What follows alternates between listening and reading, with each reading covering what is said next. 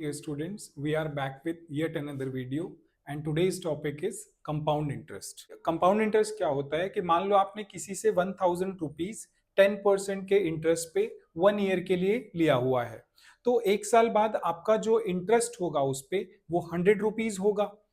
उसके बाद जब नेक्स्ट ईयर अगर आप इंटरेस्ट निकालते हो तो आपको इंटरेस्ट उस 1000 पे ही नहीं, आपको वो जो 100 इंटरेस्ट मिला है उस पे भी देना पड़ेगा।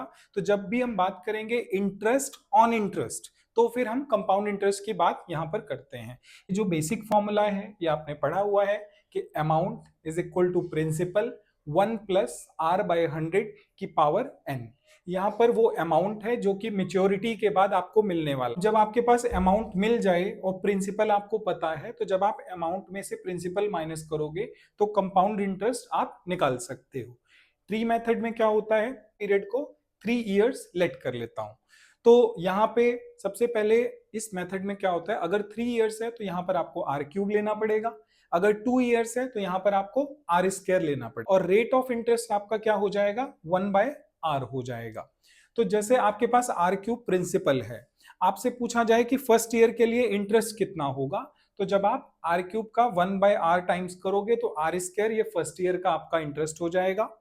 सेकेंड ईयर आपका r² था और r² पे जो इंटरेस्ट था वो r है।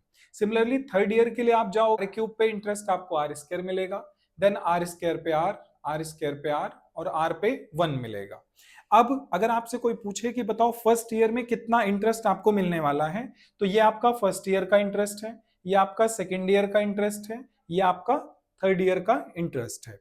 तीनों जो ये आपका ग्रीन बॉक्स में है ये आपका सिंपल इंटरेस्ट है और कंपाउंड इंटरेस्ट ये आपका पूरा है। तो आपको डिफरेंस फाइंड आउट करना है, तो जब आप इसका डिफरेंस निकालोगे तो आपके पास ये चार चीज बचेगी, मतलब r+r+r+1, मतलब 3 ईयर के लिए आपका जो डिफरेंस होगा वो 3r+1 हो जाएगा। सिमिलरली अगर मुझे प्रिंसिपल की बात करें तो ये मेरा प्रिंसिपल हो जाएगा और अगर मुझे रेट ऑफ इंटरेस्ट की बात करें तो वो हो जाएगा ये 1/r × 100, ये आपका रेट ऑफ इंटरेस्ट हो जाएगा।